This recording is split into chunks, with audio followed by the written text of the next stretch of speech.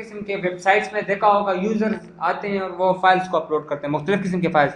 बाज़ users notes को upload करता है, बाज़ यूजर्स सीरीज को अपलोड करते हैं, बाज़ यूजर्स पिक्चर्स को अपलोड करते हैं, बाज़ यूजर्स वीडियोस को अपलोड करता है। ठीक है, तो बेसिकली ये अपलोडिंग होता किस तरह है, फाइल अपलोडिंग होता किस तरह है, ये आज हम पढ़ेंगे। ठीक है, सबसे पहले हमने क्या करना है, अपने जो फाइल्स हम अपलोड करते हैं तो उसको डायनेमिक बनाने के लिए उसका रिकॉर्ड होना लाजमी है। जिस तरह आप लोग फेसबुक पे पिक्चर अपलोड करते हैं, आज अपलोड करते हैं, तो अगर आप लोग वो पिक्चर्स कल देखते हैं तो वो फेसबुक पे मौजूद रहते हैं।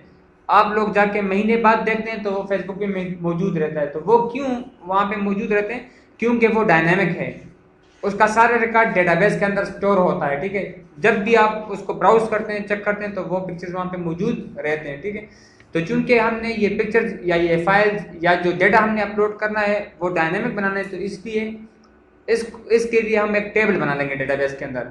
जो चीज़ आप लोग डायनेमिक बनाना चाहते हैं तो हमेशा आप लोगों ने उसके लिए क्या करना है, एक टेबल बनाना है। ठीक है, फॉर एग्जाम्पल मैं एक टेबल बना लेता हूँ अपलोड के नाम से। ठीक है, जो कि मुख्तलिफ किस्म के फाइल्स को अपलोड कर सकेगा, सीरीज को, सॉफ्टवेयर को मिक्सअप एक टेबल बनाता हूँ जो कि हर किस्म के फाइल को क्या करेगा, अपलोड कर सकेगा। इसके अंदर मैं 4 फील्ड्स ले लेता हूँ। सबसे पहले आईडी का फील्ड जो कि रिकॉर्ड को यूनिक करेगा, आइडेंटिफाई करेगा, प्राइमरी की लूँगा। उसके बाद मुझे नेम लेना है, जो फाइल मैं अपलोड करता हूँ उस फाइल का नाम होना चाहिए। जो फाइल जिस फाइल को मैं अपलोड करने जा रहा हूँ उस फाइल का नाम क्या है, उसके लिए फील्ड। उसके बाद मुझे साइज का चाहिए कि जिस फाइल को मैं अपलोड कर रहा हूँ उसका साइज कितना है, कितने एमबी का वो फाइल है। ठीक है, उसके बाद मुझे फाइल का टाइप चाहिए कि जो फाइल मैं अपलोड कर रहा हूँ उसका टाइप कौन सा है, आया वो इमेज है, पिक्चर है, वीडियो है, एक्जी फाइल है, किस टाइप का वो फाइल है। पिक्चर्स है तो पिक्चर्स में कौन सा टाइप है, जेपीजी है, बीएमपी है। ठीक है, तो इस एक में ये ले लेता हूँ और एक में डेट ले लेता हूँ कि ये किस डेट पे ये फाइल अपलोड हुआ है। ठीक है, तो 5 फील्ड्स रहते हैं, 5 फील्ड सेलेक्ट करके इसको गो कर दो। सबसे पहले आईडी, देन नेम, फिर साइज, फिर टाइप एंड फिर उसके बाद हमारे पास डेट। ठीक है, डेट में हम डेटा टाइप डेट देंगे, ये कंप्यूटर का currently date and time date सिर्फ उठाएगा। सर्वर का जो डेट होगा, जिस सर्वर पे वेबसाइट चल रहा है उसका जो डेटा होगा वो अपलोड करेगा। ठीक है, टाइप में वार 4 रख देता हूँ, साइज भी वार 4 रख देते हैं, नेम भी वार 4 और आईडी इंटीजर। ठीक है, फॉर एग्जांपल इसका साइज 5, ये मैं जनाब 35 तक रख देता हूँ, ये भी मसलन 35 तक, ये भी 35 तक। ठीक है, और डेट का साइज बाय डिफ़ॉल्ट वो होता है। आईडी को मैंने प्राइमरी की करना है, ठीक है, ताकि इसमें डुप्लीकेशन ना हो, तो इंडेक्स में आके इसको प्राइमरी की कर दो। और आईडी को मैं कहता हूँ कि वो ऑटो इंक्रीमेंट हो। आप लोग देखें ये टेबल बनाने, डेटाबेस के अंदर टेबल बनाने का तरीका है। ठीक है, यहाँ से सीख लें। और अगर आप लोग चाहते हैं कि आईडी ऑटो इंक्रीमेंट हो, ऑटो इंक्रीमेंट मतलब ये है कि हर आईडी को अपना नंबर मिले, 1 2 3 4। फर्स्ट रिकॉर्ड एंटर हो जाए तो वो ऑटोमेटिकली 1 आ जाए, नेक्स्ट रिकॉर्ड में एंटर कर रहा हूँ तो वो उसका आईडी ऑटोमेटिकली 2 3 एंड 4 हो जाए, तो इसको ऑटो इंक्रीमेंट कहते हैं। अगर आप लोगों ने आईडी को ऑटो इंक्रीमेंट करना है तो यहाँ से ऑटो इंक्रीमेंट चेक कर दो। क्लियर है, चेक करके इसको यहाँ पे आ जाए और सेव कर दो। ठीक है, आईडी, नेम, साइज, टाइप और डेट ये बन चुके हैं। अब जो फाइल मैं अपलोड करूंगा तो उस फाइल का डेटा यहाँ पे आएगा, उसका नेम, साइज, टाइप और डेट यहाँ पे आ जाएगा। ठीक है, वहां पे एक फाइल बनाते हैं, राइट क्लिक करके मैं फॉर एग्जांपल एक फाइल बना लेता हूँ अपलोड के नाम से। ठीक है, upload.php और इसको एंटर कर लेते हैं। सबसे पहले मैं एक फॉर्म ले लेता हूँ और फॉर्म के अंदर फॉर एग्जांपल मैं लेता हूँ प्लीज अपलोड योर फाइल या please browse your file here.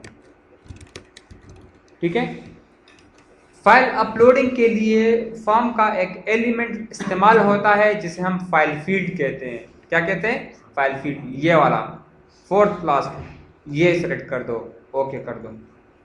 ठीक है, और इसके साथ मुझे एक बटन की भी ज़रूरत है, तो यहाँ पे क्लिक करके एक सबमिट का बटन का भी अपलोड कर दो, इंसर्ट कर दो। बटन का नाम मैं फॉर एग्जांपल अपलोड रखना चाहता हूँ तो वैल्यू में आके इसका नाम अपलोड कर दो। समझ आ रही है? इसको अगर आप लोगों ने सेंटर करना है तो यहाँ से अलाइन सेंटर कर दो, ये यहाँ पे ड्रैग कर दो, इसको भी यहाँ पे ड्रैग कर दो, सेंटर में आ जाएगा। सेव कर लो। और यहाँ से रन कर देते हैं। यूज़र क्या करेगा, यूज़र यहाँ से फाइल को ब्राउज करेगा, जो फाइल उसने अपलोड करना है फाइल को सिलेक्ट करेगा, ओपन करेगा। जैसे ही वो अपलोड कर देगा तो वो फाइल क्या हो जाएगा, अपलोड हो जाएगा। ठीक है, अब इसके लिए आप लोग कोड में आ जाएं। यहाँ तक क्लियर है ना? कोड में आ जाएं। कोड में जनाब सबसे पहले हमने इस फाइल की कनेक्टिविटी करनी है डेटाबेस के साथ, क्योंकि जो फाइल मैं अपलोड करने जा रहा हूँ उसका सारा ये रिकॉर्ड नेम साइज टाइप सब कुछ डेटाबेस के अंदर जा रहा है। ठीक है, तो सबसे पहले डेटाबेस की कनेक्टिविटी लाजमी है, वो मैं ऑलरेडी कर चुका हूँ। डेटाबेस की कनेक्टिविटी मैं ऑलरेडी कर चुका हूँ। कौन से फाइल में कर चुका हूँ? connection.php। अच्छा देखें, जब आप लोग अपने साइट को डेटाबेस के साथ कनेक्ट करते हैं तो उसके लिए दो चीज़ें लाजमी होती है। सबसे पहले आपके पास डेटाबेस का होना लाजमी है। ये हम डेटाबेस बना चुके हैं। ठीक है, डेटाबेस हम किस तरह बनाते हैं? होम पेज पे क्लिक करके ये हमारे पास देखें क्रिएट न्यू डेटाबेस के नाम से आप डेटाबेस फॉर एग्जांपल मैं रखना चाहता हूँ न्यू प्रोजेक्ट के नाम से। सबसे पहले आप लोगों ने डेटाबेस बनाना है। ठीक है, डेटाबेस जब बना लेते हैं क्रिएट कर दो, डेटाबेस बन जाएगा। न्यू प्रोजेक्ट के नाम से ऑलरेडी मौजूद है, फॉर एग्जांपल न्यू क्लास के नाम से मैं बना लेता हूँ, क्रिएट कर दूँ। फिर हम डेटाबेस में हर एक चीज़ के लिए टेबल बनाते हैं, जिस तरह भी हम अपलोड के लिए बना चुके हैं, लास्ट टाइम हम स्टूडेंट इन्फो के लिए बना चुके हैं, गैलरी के लिए बनाना चाहते हैं, फीस स्ट्रक्चर के लिए बनाना चाहते हैं, कोर्सेज के लिए बनाना चाहते हैं। हर एक चीज़ के लिए अपना एक टेबल होता है, टेबल का नाम देना है, उसके अंदर फील्ड्स देने हैं। एक आपके पास डेटाबेस का होना लाजमी होता है, दूसरा डेटाबेस के यूजर्स। ठीक है, यहाँ आप लोग डेटाबेस को सेलेक्ट करके प्रिविलेजेस में आ जाएं। प्रिविलेजेस में ये हमारे पास यूजर्स हैं जिसका नाम रूट है, रूट। ठीक है, और इसके एक्सेस करने के तीन तरीके हैं। एक हम बाई आईपी एड्रेस एक्सेस कर सकते हैं, एक बाय लोकल होस्ट, एक बाय वन। यूजर का नाम क्या है? रूट। इस यूजर का मतलब ये होता है कि ये यूजर क्या क्या कर सकता है, डेटाबेस के अंदर कौन कौन से प्रिविलेजेस को असाइन है। ये डेटा को डिलीट कर सकता है, इंसर्ट कर सकता है, डिलीट कर सकता है, एडिट कर सकता है, अपलोड कर सकता है। ये सारे इसके ये प्रिविलेजेस हैं। ठीक है, अगर आप लोग अपने लिए नया यूजर बनाना चाहते हैं तो यहाँ से ऐड न्यू यूजर कर दो। ऐड न्यू यूजर्स में आके यहाँ पे यूजर नेम फॉर एग्जांपल मैं एडमिन रखना चाहता हूँ, होस्ट नेम के अंदर आप लोकल होस्ट दे दो। ठीक है, पासवर्ड रखना चाहते हैं तो यहाँ पे आप पासवर्ड भी रख सकते हैं। और इसको जो जो प्रिविलेजेस आपने देने हैं तो यहाँ से हम नीचे प्रिविलेजेस दे सकते हैं कि ये यूजर डेटा को सेलेक्ट कर सकता है, मतलब फेचिंग कर सकता है, जो लास्ट टाइम हम कर चुके हैं, डेटा इंसर्ट कर सकता है, अपडेट कर सकता है, डिलीट कर सकता है, फाइल को अपलोड कर सकता है। ये सारे प्रिविलेजेस है। टेबल को बना सकता है, टेबल को चेंजेस कर सकता है। ये सारे जो जो प्रिविलेजेस आपने देने हैं यहाँ से आप लोगों ने चेक करने हैं। ठीक है, चेक करने के बाद आप सिंपल क्रिएट कर दो, वो यूजर बन जाएगा। प्रिविलेजेस में आके आप लोग चेक कर सकते हैं। देखिए एडमिन के नाम से यूजर बन चुका है, लोकल होस्ट का होस्ट नेम, पासवर्ड उसका येस है, मतलब पासवर्ड है, और उसको ये प्रिविलेजेस असाइन है। तो डेटाबेस की कनेक्टिविटी के लिए ये दो चीज़ें लाजमी है, डेटाबेस का नाम और यूजर्स का नाम। फिर वहाँ पे हम एक फाइल बनाते हैं डेटाबेस के लिए। डेटाबेस के लिए क्या बनाते हैं? एक फाइल। यहाँ पे हम ऑलरेडी बना चुके हैं connection.php। फाइल के अंदर आपके पास ये फाइल है। फाइल के अंदर दो स्टेटमेंट्स होती हैं जो कि हमें क्या करके देता है, हमारे डेटाबेस को कनेक्ट करके देता है। ठीक है, एक स्टेटमेंट है, एक बिल्ट इन फंक्शन है जिसे हम कहते हैं MySQL_connect। क्या कहते हैं उसे? MySQL_connect। ठीक है, इस MySQL_connect की मदद से हम डेटाबेस के यूजर के साथ कनेक्ट होते हैं। डेटाबेस के यूजर के साथ कनेक्ट होते हैं। डेटाबेस के यूजर के साथ कनेक्ट होने के लिए आपके पास 3 चीजें होना लाजमी है। एक यूजर का नाम, एक उसका होस्ट नेम और इसका password. User name, host name और फिर पासवर्ड। तो यहाँ पे आप लोग नाम लिखते जाओ। मुझे यूजर नेम, तो यूजर नेम बाय डिफॉल्ट कौन सा था? रूट। अगर आप लोग बना चुके हैं तो आप लोग यूजर दे सकते हैं। दूसरा होस्ट नेम, तो होस्ट नेम बाय डिफॉल्ट कौन सा है? Local host. ठीक है, जब हम फाइल अपलोड करेंगे तो फिर ये चेंज होता है इंशाल्लाह, एंड में जब वेबसाइट अपलोड करेंगे तो वो पढ़ेंगे। और थर्ड पासवर्ड, तो बाय डिफॉल्ट उसका पासवर्ड कोई नहीं था तो पासवर्ड एम्प्टी कर दो। इससे ये यूजर के साथ कनेक्ट हो जाएगा। पासवर्ड नहीं था, रूट का नहीं था ना, एडमिन का नहीं था, रूट का नहीं था, एडमिन का था ये रूट। ठीक है, सुना होस्ट नेम सुन, और पहले लोकल होस्ट, पहले होस्ट नेम लिखना होता है, फिर उसके बाद यूजर नेम लिखना होता है और फिर पासवर्ड। ठीक है, अगर ये गलत है तो ये काम नहीं करेगा। इसके साथ इससे यूजर कनेक्ट हो जाएगा। इसको मैं एक वेरिएबल को असाइन कर देता हूँ, फॉर एग्जांपल कान। यूजर कनेक्ट होके यहाँ पे ये ट्रू और फॉल्स रिटर्न कर देगा। अगर यूजर कनेक्ट होता है तो ये ट्रू रिटर्न करता है, अगर यूजर में कुछ एरर हो तो यहाँ पे ये फॉल्स रिटर्न करेगा। अब यूजर के बाद मैंने स्पेसिफिक डेटाबेस के साथ कनेक्ट होना है, तो डेटाबेस कनेक्शन के लिए यहाँ पे अगेन एक सेकंड फंक्शन है जिसे हम कहते हैं MySQL_select_db। मुझे MySQL से डेटाबेस सेलेक्ट कर दो। डेटाबेस के अंदर जो डेटाबेस आपने सेलेक्ट करना है डेटाबेस का नाम दो, कामा ये ऊपर वाले वेरिएबल पास कर दो।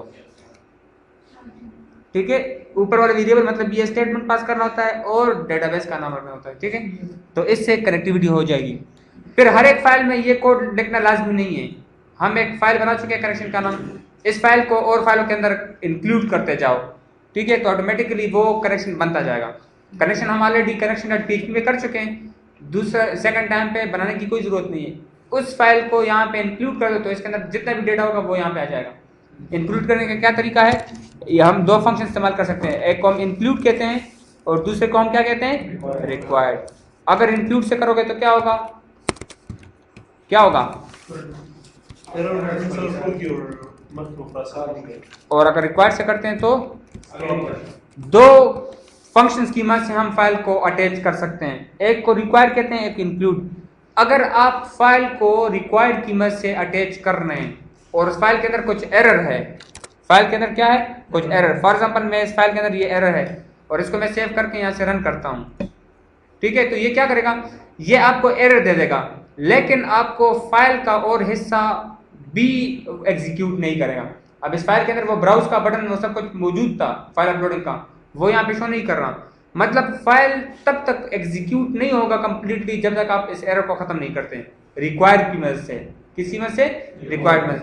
और अगर आप लोग यहाँ पे इंक्लूड इस्तेमाल करने जा रहे हैं तो इंक्लूड से भी हम फाइल को अटैच कर सकते हैं, इंक्लूड कर सकते हैं, लेकिन उसमें फ़र्क ये है अगर उस फाइल में एरर आ रहा है, फॉर एग्जांपल फाइल का नाम गलत है या कुछ और एरर है, तो ये आपको एरर दे देगा लेकिन साथ में फाइल का डेटा भी एग्जीक्यूट करके दे देगा। उस लाइन में एरर दे देगा जबकि फाइल का और जो डेटा है वो भी एग्जीक्यूट करके दे देगा। तो दोनों में ये फ़र्क है, समझ आ रही है। बाकी दोनों तरीके से आप लोग इसको अटैच कर सकते हैं। अच्छा, तो हम रिक्वायर्ड की मदद से ये करने जा रहे हैं। ओके कर दो, सेव। इस फाइल की मदद से कनेक्टिविटी हो जाएगी। ठीक है, फिर हमने क्या करना है, यूजर जाके ब्राउज से फाइल को अपलोड करेगा, ब्राउज से सेलेक्ट करके वो जो फाइल को अपलोड करने जा रहा है वो सेलेक्ट कर देगा, यहाँ पे वो फाइल यहाँ पे आ जाता है। ठीक है, फिर इस फाइल से जो फाइल मैंने अपलोड करने हैं, इस फाइल से मैंने ये प्रॉपर्टीज देनी है। कौन कौन सी, उसका नेम, उसका साइज और उसका टाइप।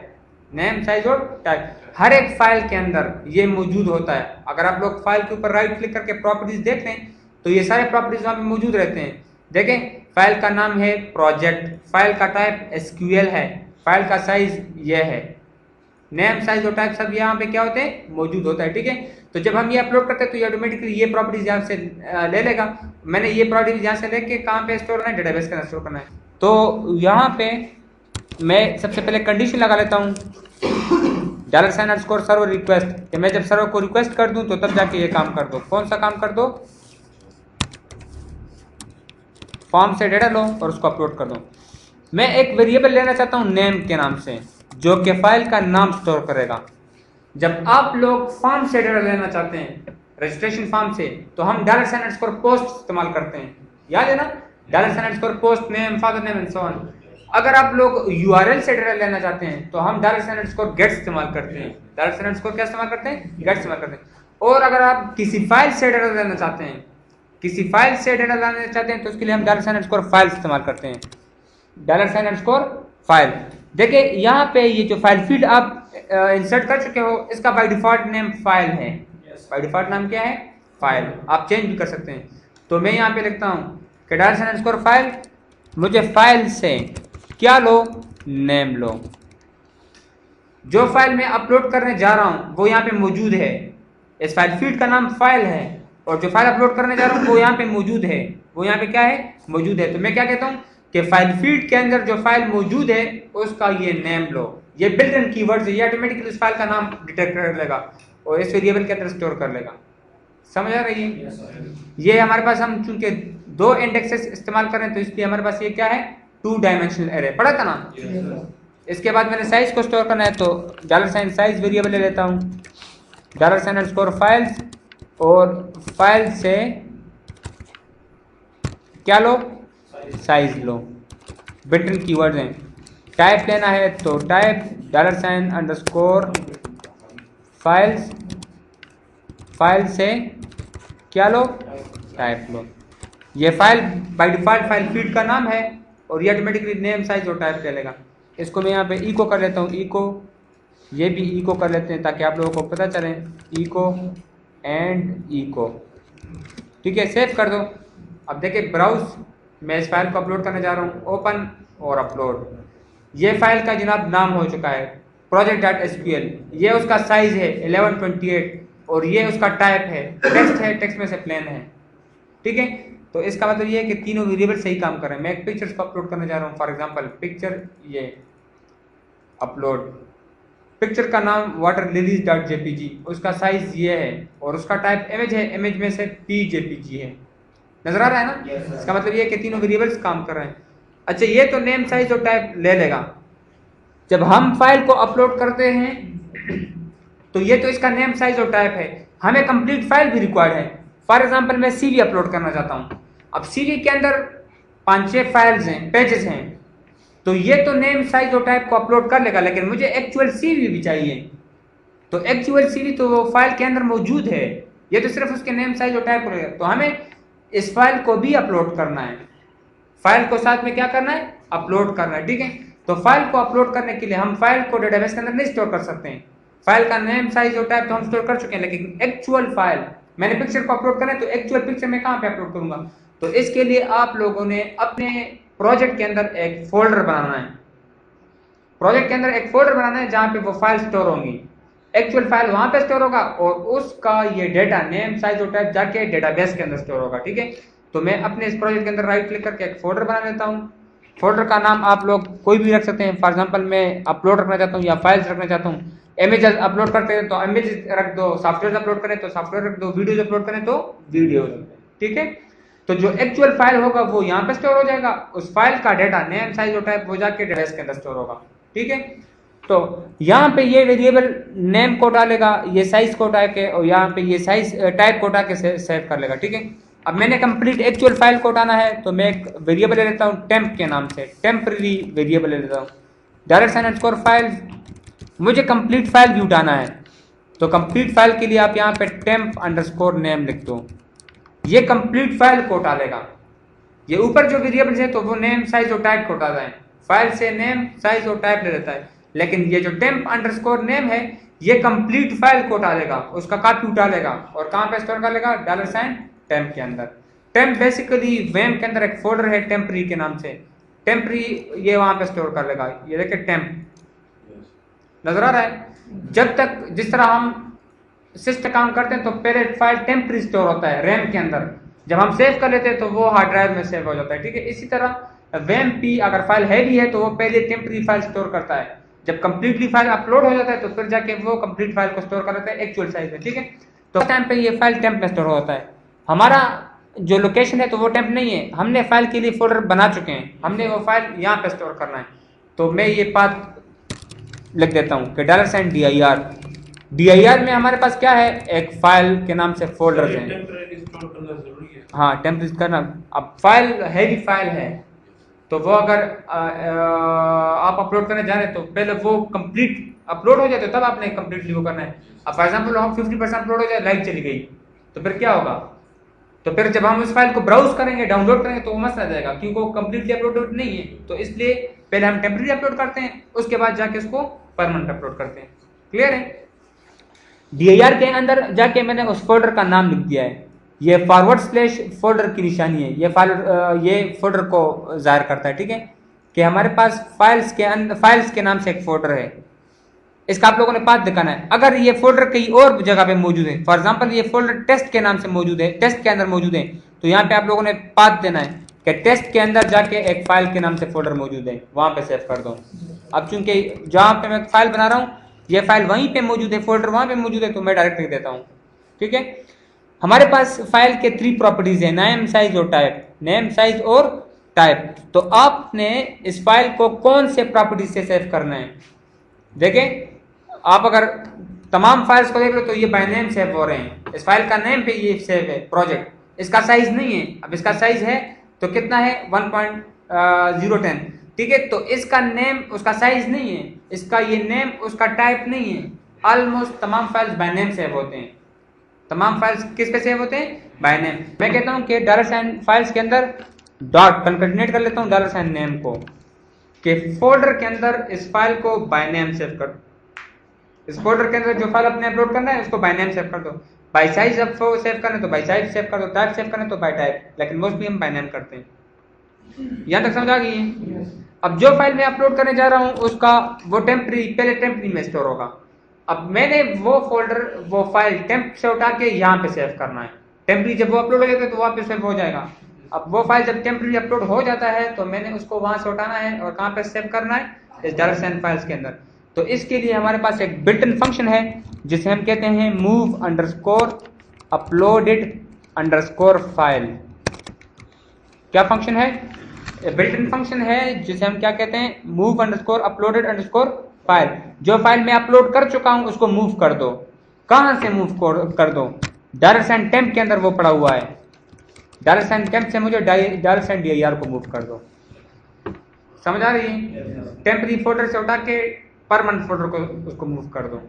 तो फाइल जो मैं अपलोड करने जा रहा हूं वो टेम्प से उठा के इस फोल्डर में आ जाएगा। अब इस फाइल का ये नेम साइज और टाइप ये मैंने डायनेमिक भी करना है, इसका डेटा मैंने डेटाबेस के अंदर भी स्टोर करना है, ठीक है। तो इसके लिए मैं क्या करूंगा, एक क्यूरी एग्जीक्यूट कर दूंगा नीचे। ये dir वेरिएबल जो है इसका तो अभी इसमें तो वैल्यू आया भी नहीं था, हमने इसका नाम किस तरह चेंज कर लिया?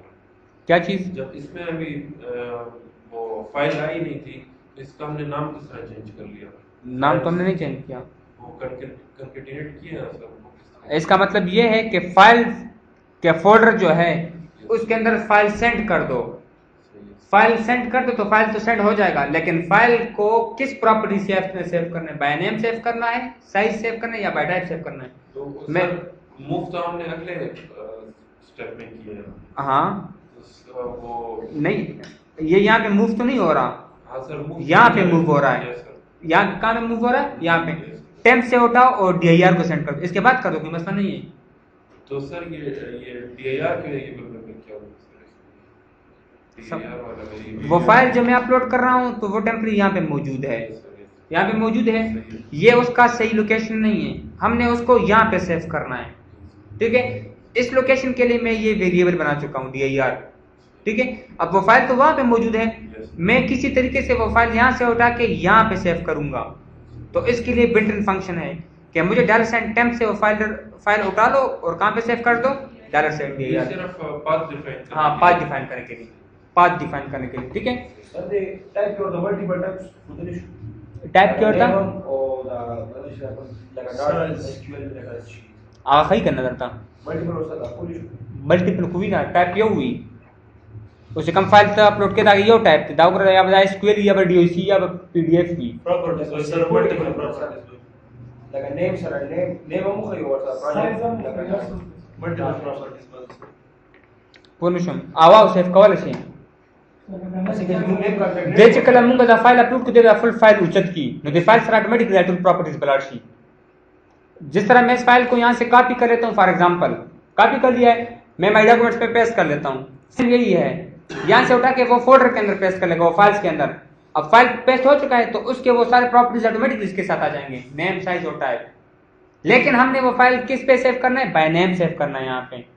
अगर बाय साइज आप लोग सेव करना चाहते हैं तो यहाँ पे उसका साइज आ जाएगा, प्रोजेक्ट की बजाय वो 1 MB आ जाएगा। अगर बाय टाइप देंगे तो उसके प्रोजेक्ट के बजाय SQL आ जाएगा, बस सिर्फ यही फाइल है। क्लियर है? यहाँ तक क्लियर है? अच्छा, इसके बाद मैंने डेटाबेस को भी सेंड करना है तो मैं क्यूरी एग्जीक्यूट कर लेता हूँ। क्यूरी एग्जीक्यूट करने के लिए हम MySQL अंडरस्कोर क्यूरी इस्तेमाल करते हैं। यहाँ पे आप लिख लो insert into table name. Table name क्या था? अपलोड वैल्यूज के अंदर वो जहाँ पे वो फील्ड जो हम वहाँ पे डिफाइन कर चुके हैं उसके लिए आईडी है, ऑटो इंक्रीमेंट है, नेम है $साइन नेम से नेम लो, साइज है $साइन साइज से साइज लो, टाइप है तो $साइन टाइप से टाइप लो, डेट है, डेट के लिए हमने उस फाइल का करंट डेट उठाना है कि वो किस डेट को अपलोड कर रहा है। तो इसके लिए बिल्ट इन एक फंक्शन है, उसको हम नाउ कहते हैं। क्या कहते हैं? नाउ सर्वर का करंट डेट को पिक करके उसको अपलोड कर देगा, उसको इंसर्ट कर देगा। सर्वर का जो टाइम है, जिस टाइम पे वो फाइल अपलोड करने जा रहा है उस टाइम पे सर्वर का क्या डेट था वो डेट अपलोड कर लेगा, ठीक है। नाउ सर ये बात एमडी अपलोड करतो कोडे फाइल्स पैसे DIR के चेक लिखलो डॉट हो गया है ना स्लैश आगा तो फोल्डर ना बाहर हो सका। देखिए मैं बता चुका हूँ ये सर जी तो पता था डबल डॉट स्लैश मतलब है कि फाइल अपलोड कर फोल्डर ना बाहर दिया। दोनों एक ही तरीके देखें। फॉर एग्जांपल ये फाइल जो मैं अपलोड करने जा रहा हूँ उसका नाम क्या है, upload.php। ये फाइल और जिस फोल्डर में आप फाइल सेव करने जा रहे हैं वो कहाँ पे मौजूद है। अगर दोनों एक ही फोल्डर में मौजूद है, दोनों देखें एक ही फोल्डर में मौजूद है, एक फोल्डर में ना, तो आपने वो डायरेक्ट फोल्डर का नाम रखना है। अगर फॉर एग्जांपल ये फाइल में यहाँ पे मौजूद है, लेकिन वो फाइल जिसके अंदर मैंने फाइल स्टोर करना है वो किसी और फोल्डर के अंदर मौजूद है, मसलन वो टेस्ट के अंदर मौजूद है। फॉर एग्जांपल कहाँ पे मौजूद है, टेस्ट के अंदर। तो यहाँ पे आप लोगों ने लिखना है कि क्या कर दो, टेस्ट के नाम से एक फोल्डर है, उसके अंदर जाके फाइल्स के नाम से एक फोल्डर है, वहां पे फाइल सेव कर दो। क्लियर है। और अगर आप ये फाइल बना रहे हो टेस्ट के अंदर, अपलोड का फाइल टेस्ट के अंदर है, और जहां पे फाइल आप स्टोर करने जा रहे हैं वो टेस्ट से फाइल, वो फोल्डर टेस्ट से क्या है, बाहर है, तो आप लोगों ने यहाँ पे फिर लिखना है कि डबल डॉट स्लैश। इसका मतलब क्या है कि मैं ये फाइल का जो फोल्डर है ये एक फोल्डर बाहर है। इसका क्या मतलब हुआ कि ये फाइल का जो फोल्डर है, मैं टेस्ट के अंदर फॉर एग्जांपल काम कर रहा हूँ, तो ये फाइल का जो फोल्डर है वो टेस्ट से बाहर है, एक फोल्डर बाहर है। तो आप लोगों ने फिर इसके लिए ये लिखना है। क्लियर है। ये पार्ट डिफाइन करने के लिए हाँ रे होता पांच वर्ड डाली की पाथ थे और सर आपको PHP है तो HTML ने कहा ये फाइल दे फोल्डर दे पाथ दे एक्चुअल फाइल ده بره सिर्फ फोल्डर नेम और को भी स्लैश हो आओ आगे दा बार और तो ये क्लियर है यहाँ तक। अच्छा कभी कभार होता इस तरह है कि फाइल डेटाबेस के अंदर उसका डाटा चला जाता है, बस वो नेम साइज और टाइप को उठा के चला जाता है, लेकिन वो एक्चुअल फाइल फोल्डर के अंदर नहीं आता। फाइल हैवी होता है, ठीक है, तो वो यहाँ पे नहीं आ जाता और उसका डाटा डेटाबेस के अंदर चला जाता है। ठीक है, तो देखिए इस फंक्शन की मदद से वो फाइल फोल्डर के अंदर आ रहा है, फाइल फोल्डर के अंदर आ रहा है ना। तो मैं कहता हूँ कि जब तक ये फंक्शन कंप्लीट ना हो, ये प्रोसेस कंप्लीट ना हो, तो उस वक्त तक ये क्यूरी एग्जीक्यूट ना करो, मतलब डेटाबेस का उसका डाटा इंसर्ट ना करो। तो इस चीज को मैं कंडीशन में डाल देता हूँ। ठीक है, इफ दिस थिंग, इसका मतलब क्या हुआ, अगर ये चीज काम कर रहा है, हो चुका है, रिटर्न कर रहा है ट्रू, तो उसके बाद जाके क्या कर दो, ये क्यूरी एग्जीक्यूट कर दो। सपोज हुई ना, सेव कर दो। अब जब यहाँ पे आके रिफ्रेश करते हैं पेज को, इंटर, मैं ब्राउज करना चाहता हूँ, ब्लू हिल्स को अपलोड करना चाहता हूँ, ओपन और अपलोड। उसको मैं इको भी कर चुका हूँ यहाँ पे, blue hills dot JPG, size J और इमेज टाइप। डेटाबेस के अंदर आके चेक कर दो, अपलोड, ब्राउज कर दो, आ चुका है। आईडी ब्लू हिल्स उसका नाम है, blue hills dot JPG, size उसका 28521 साइज, टाइप उसका इमेज है, और इमेज में कौन सा इमेज है, PJPG, और उस टाइम सिस्टम का डेट कौन सा था, ये। इसके साथ साथ ये फाइल वहाँ फोल्डर में भी अपलोड हुआ होगा, किसके नाम से, फाइल्स के नाम से। देखिए वो वहाँ पे मौजूद असल है, में तो फोल्डर में होता है, सिर्फ बात है। हाँ एक्चुअल फाइल वहाँ पे मौजूद होगा फोल्डर के अंदर, इधर सिर्फ नेम और साइज। बिल्कुल। देखिए टूल्स, www प्रोजेक्ट कौन सा था,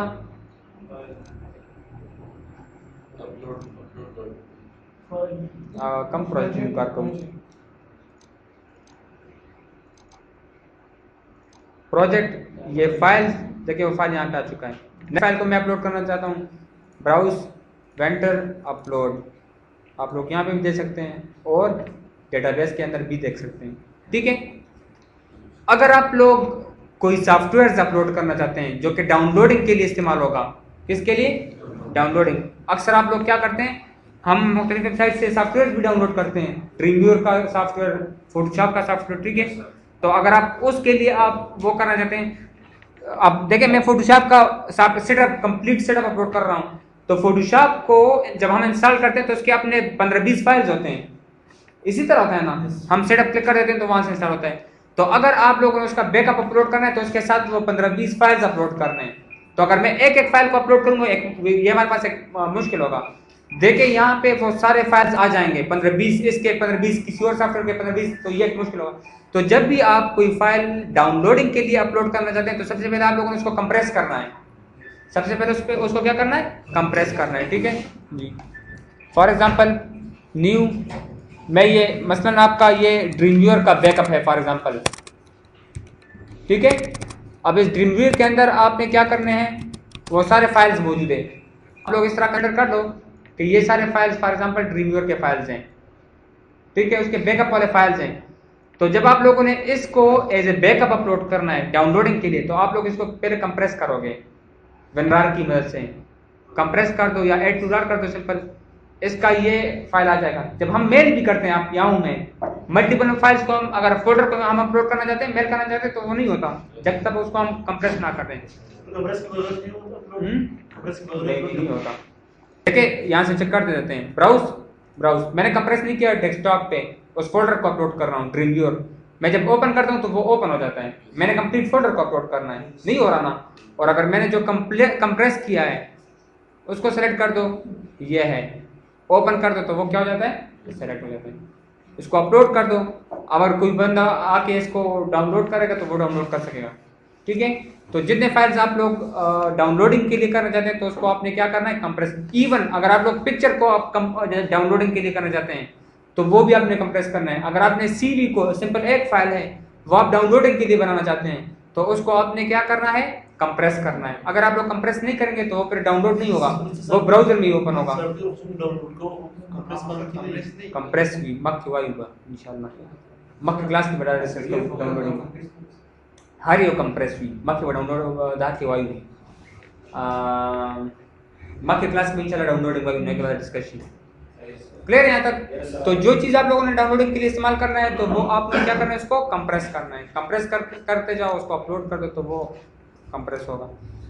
बाय डिफ़ॉल्ट वैम्प जो है तो 2 MB तक सॉफ्टवेयर को अपलोड कर सकता है सिस्टम का वैम्प। क्योंकि हम डोमेन लेते हैं, डोमेन वहाँ पे होस्टिंग करते हैं तो होस्टिंग का अपना स्पेस होता है। हम कहते हैं ना हमारे 1 GB स्पेस है, 2 GB स्पेस है, 3 GB, तो उसके अंदर जो उसका स्पेस तो फिर वो होस्टिंग पे डिपेंड करता है कि आपका कितना स्पेस है।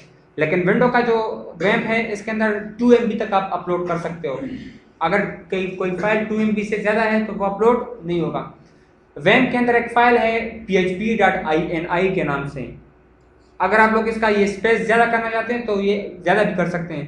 php.ini के नाम से एक फाइल है, वहाँ पे जाके उसका वो 2 MB से ज़्यादा कर दो तो तब वो जाके एक्स्ट्रा ज़्यादा फाइल्स को भी अपलोड कर सकेगा। हाँ, वैम्प के अंदर वन फोल्डर के अंदर php.ini के नाम से एक फाइल है, वहाँ से हम ज़्यादा कर सकते हैं। अच्छा, अभी यहाँ से आप हर किस्म के फाइल को अपलोड कर सकते हैं। कोई बंदा आके exe फाइल को अपलोड करना चाहते हैं तो कर सकते हैं, हर किस्म के फाइल को। नेक्स्ट क्लास में इंशाल्लाह हम वैलिडेशन पढ़ेंगे। अब फॉर एग्जांपल मैंने सिर्फ पिक्चर्स को अपलोड करने हैं, यूजर आता है यहाँ पे इमेजेस की बजाय ड्रीमव्यूअर को अपलोड करता है, तो ये एक इनवैलिड चीज़ है। मैंने सिर्फ कॉलेज के लिए मैं गैलरी बनाना चाहता हूँ, सिर्फ पिक्चर चाहिए तो पिक्चर अपलोड होने चाहिए, ठीक है। सीरीज को अपलोड करना चाहते हैं तो मैं कहता हूँ कि सीरीज DOC फॉर्म में या PDF फॉर्म में 2-3 फॉर्मेट में इसको अपलोड करना चाहता हूँ। कोई बंदा के वो फोटोशॉप में डिजाइन करे तो वो अपलोड करता है तो ये इनवैलिड है। कोई बंदा कोरल ड्रा में अपलोड करता है, InPage में अपलोड करता है तो वो इनवैलिड है। इसका वैलिडेशन करना इंशाल्लाह नेक्स्ट क्लास में पढ़ेंगे। इसके अलावा साइज का वैलिडेशन करना, अगर कोई बंदा आके, अब हमने पिक्चर को अपलोड करना है 1 MB तक और एक बंदा 15 मेगापिक्सल पे कम पिक्चर खींच लेता है और वो जो है तो 5 MB तक है, तो मैं कहता हूँ कि नहीं, उसको एक्सेप्ट ना करो। साइज को वैलिडेट करना और टाइप को वैलिडेट करना किस तरह करते हैं नेक्स्ट क्लास में इंशाल्लाह पढ़ेंगे। दिस इज ऑल्सो वैलिडेशन, सही ना। आगे तो हम वैलिडेशन वायु अब इंशाल्लाह नेक्स्ट टाइम तक। हाँ, रावत